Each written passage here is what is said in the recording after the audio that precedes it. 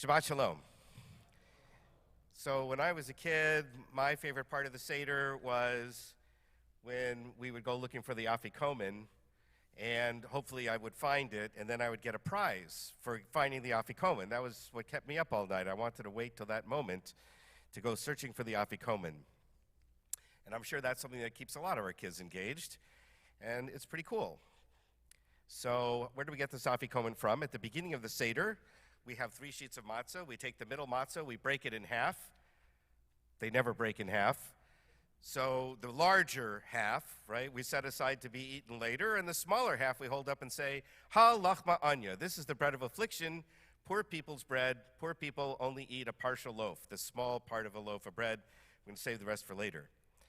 So we're saving that part for later, and then at the end of the meal we're supposed to eat it, and somehow it ends up disappearing, and then we need to find it so that we can end the meal. Where did this idea from Afikomen come from? And by the way, if you saw the video, I was actually asked this question. A family a few years ago had the problem that their dog ate the Afikomen. Really, he ate the Afikomen. And so they said, Rabbi, it's too late now, but we didn't get to ask you when it happened, but what are we supposed to do if the dog eats the Afikomen? So I'll tell you, but only at the end. Anyway, so what is this Afikomen thing? Well, so step into my time machine for a moment. We're going to go back in time, 1,800 years, and we're sitting around with a bunch of rabbis who are trying to make this Seder meal, this Passover meal, fascinating, interesting, engaging, stimulating, so everybody at the table will be so excited to do it every year. Actually, it seems to have worked, right? Because we're still doing it 2,000 years later. And they created this structure that we still follow today.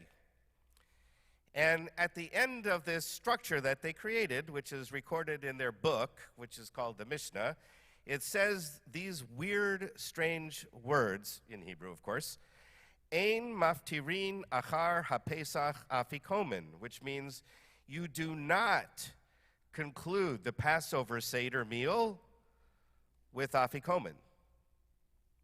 Are these rabbis nuts? Don't they know we all conclude the meal with Afikomen? What were they thinking? Of course we're going to conclude this Seder meal with Afikomen. Why did they say, do not conclude the Seder meal with Afikomen? Now, if you're starting to think that what they were talking about is not the same thing we're talking about, you're on to something. They weren't talking about something, they were talking about something else. So what was this Afikomen they were talking about? Even the Talmud doesn't know, so they suggest several possibilities, typical Jewish thing. One possibility, they're talking about sweets, dessert. Don't finish the meal with dessert. I don't think that would fly too well today. But anyway, that was one suggestion. Mushrooms and pigeons. I have no idea what that guy had in mind. It might have been some kind of salty food, as we'll see later. Music. Don't conclude with music. Now, of course, they didn't have iPhones, so they weren't playing their Apple tunes. They were probably playing musical instruments or singing. So don't conclude with music. Another one was, don't get up from the table, go out the door, go down the street to your neighbors, burst into their house, and keep partying. That would probably be pretty rude. I don't know why they would think you would do that, but that's what they suggested. So now you're probably at this point saying to yourself, Rabbi, there's 4 different suggestions there. How come these rabbis don't know Hebrew? I mean, Afikomen, it's a word. They should know what it means. The problem is it's not Hebrew. And it's not Aramaic. It's actually a word from Greek. And so us in America, we can figure out what this means because we have words like it in English. So epi, you know a word that begins with epi? Epilogue, right? Epilogos means the after word. It's the word that comes at the end of the book, epilogo. So epi means after. And then komen comes from the Greek word that we get the word comedy from. So comedy is revelry, fun, right? Entertainment. So epilogue means, or afikomen means after dinner entertainment. And apparently what Greek people used to do when they'd go to a big banquet, a big fancy mansion, is they'd get drunk. And you know what people do at happy hour, right? They serve lots of sweets and lots of salty foods. Why do they do that? So that you will buy more drinks, right? They give you the free food, the snack food for free, because they know that's going to encourage you to buy more alcohol and get more drunk. Apparently that goes back to Greek times. That's what they would do. And then sometimes they would leave the house, go down the street to the next mansion, bust into the door there and say, hey, we're partying, let's party some more. So the rabbis and the Mishnah said, we're not doing that. We're not doing that crazy stuff.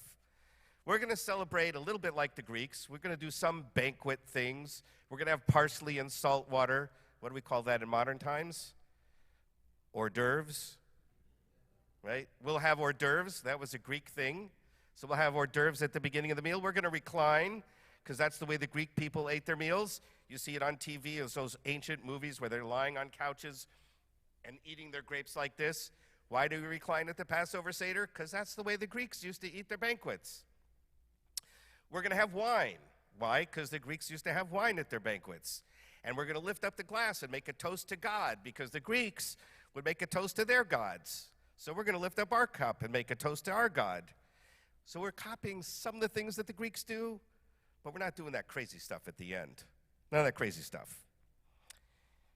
So now, what do we take home from all of this? So what does that have to do with the Afikomen that we have today? Because Afikomen then meant this crazy stuff.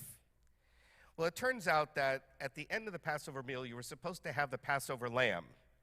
And the lamb was supposed to be eaten with matzah and with bitter herbs. We don't have the lamb. And I don't think we want to end the meal with bitter herbs. So now we end the meal with just matzah. That's how we end the meal. And we're going to call this matzah Afikomen to remind us not to do that other crazy stuff. So that's how it got to be called Afikomen, because we're doing this instead of the Afikomen. So you can have your dessert before, but the last thing you eat, the taste on your mouth, should be the matzah. So what are the three take-homes from this story? Number one, we can adapt the surrounding culture's customs to fit our needs. And lots of Haggadahs today are brilliant, and they take pictures and ideas and poems and other things from modern culture and insert them into the Haggadah in places where it makes sense. And it makes it more meaningful for us today. And that's okay. That's kind of what the rabbis did when they created this service in the first place. But we don't cross a line. Crossing the line is doing crazy stuff or doing something that's not what Passover is about. It's about freedom. It's about recognizing our place in the world and doing things for God. That's what we're supposed to do. So you can do anything that sort of enriches that experience, but don't do the crazy stuff. So that's the first thing we learn. Second thing we learn, we want to keep the children involved through the whole service. So that's where the custom of having the kids look for the matzah so that they could get a ransom for it, that was in order to keep the kids engaged, to give them something fun to do at night. That's literally all it was for.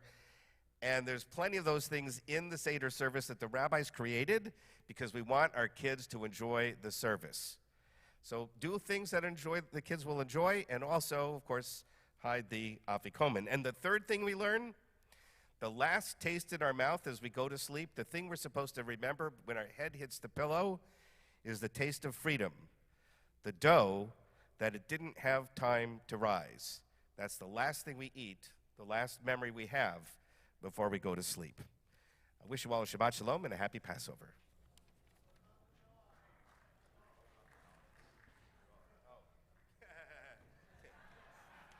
Yeah, what about the dog? Okay. So the answer to the dog problem is, of course, as you can see, that particular piece of matzah, there's nothing magic about it.